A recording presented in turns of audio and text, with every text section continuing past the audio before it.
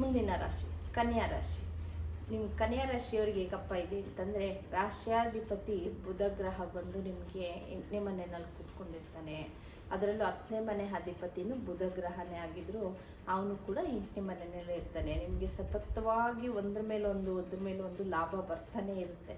ಒಂದು ಈ ಕೆಲಸದಲ್ಲಿ ಇನ್ಕ್ರಿಮೆಂಟ್ ಇರ್ಬೋದು, ಒಂದೇನೋ ಒಂದು ಬಿಸ್ನೆಸ್ ಕೈ ಹಾಕಿರ್ತೀರ ಅದರಲ್ಲಿ ಸಕ್ಸಸ್ ಇರ್ಬೋದು, ಒಂದು ಮನೆ ಕಟ್ಟೋ ಅಂಥದ್ದು, ಒಂದು ಮನೆ ತಗೊಳ್ಳೋ ಅಂಥದ್ದು, ಪ್ರತಿ ಒಂದರಲ್ಲೂ ನೀವು ಏಳಿಗೆನ ಕಾಣ್ತಾನೆ ಬಂದಿರ್ತೀರ. ಯಾಕೆಂದರೆ ಗುರುಬಲ ಇರೋದ್ರಿಂದ ನಿಮಗೆ ಒಂದ್ರ ಮೇಲೊಂದು ಶುಭನ ನೋಡ್ತಾನೆ ಬಂದಿರ್ತೀರ. ಆದರೆ ಬುಧ ಗ್ರಹ ಈ ತಿಂಗಳ ಏನಪ್ಪ ಆಗುತ್ತೆ ಅಂತಂದರೆ, ನಿಮಗೆ 8ನೇ ಮನೆಯಲ್ಲಿ ಕೂತ್ಕೊಂಡಿರೋದ್ರಿಂದ ಸ್ವಲ್ಪ ಈ ತಿಂಗಳು ಸ್ವಲ್ಪ ನಿಮ್ಗೆ ಹೆಂಗೆ ಅಂತಂದರೆ, ನಿಮ್ಮ ಹೆಲ್ತ್ ಬಗ್ಗೆ ಅಷ್ಟು ನಿಮಗೆ ಗಮನ ಇರಲ್ಲ. ಆದರೆ ಹೆಲ್ತ್ ಇಶ್ಯೂಸ್ ಇರುತ್ತೆ, ಏನೋ ಒಂದು ಮೈಕೈ ನೋವು ಬರೋದು, ಸಣ್ಣ ಮೇಜರ್ ಏನಿರೋದಿಲ್ಲ ನಿಮಗೆ.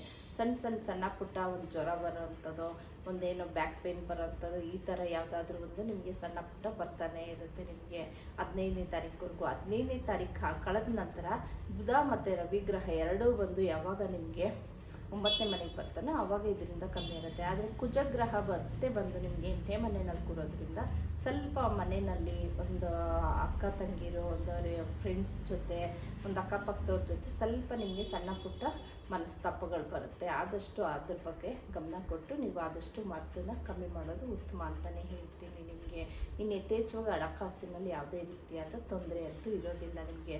ಅದರಲ್ಲಿ ಗುರುದಶ ಗುರುಭುಕ್ತಿನ ಏನಾದರೂ ನಡೀತಾ ಇದ್ದರೆ ಇನ್ನೂ ತುಂಬ ಚೆನ್ನಾಗಿರುತ್ತೆ. ರಾಜಯೋಗ ಅಂತಲೇ ಹೇಳ್ಬೋದು ಕನ್ಯಾ ರಾಶಿಯವರಿಗೆ. ಆದರೆ ಒಂದು 15 ದಿನಗಳ ಕಾಲ ಸ್ವಲ್ಪ ನೀವು ಹುಷಾರಾಗಿರಬೇಕು. ಇನ್ನು 15 ದಿನಗಳ ಕಾಲ ನಂತರ ಏನಂದರೆ ಕುಜಗ್ರಹ ಬರ್ತಾನೆ ನಿಮಗೆ.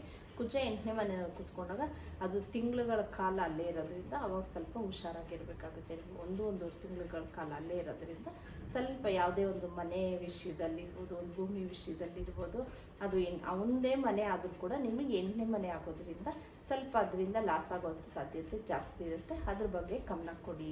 ನೀವು ಆರಾಧನೆ ಮಾಡಬೇಕು ಅಂತಂದರೆ ಕುಜಗ್ರಹನ ಅಂದರೆ ಸುಬ್ರಹ್ಮಣ್ಯನ, ಆದಷ್ಟು ಸುಬ್ರಹ್ಮಣ್ಯನ ಆರಾಧನೆ ಮಾಡ್ತಾ ಬನ್ನಿ. ಒಂದು ತೊಗರಿ ಬೇಳೆನ ತೊಗೊಂಡೋಗಿ ಕೊಟ್ಟು ಒಂದು ನೀವು ಇದು ಮಾಡೋ ಅಂಥದ್ದು ಅರ್ಚನೆ ಮಾಡಿಸಿ ಅಲ್ಲಿ ದಾನ ಮಾಡೋ ಅಂಥದ್ದನ್ನು ಮಾಡ್ತಾ ಬನ್ನಿ. ಇದಿಷ್ಟು ಒಂದು ಕನ್ಯಾ ರಾಶಿಯವರ ಮಾಸ ಭವಿಷ್ಯ.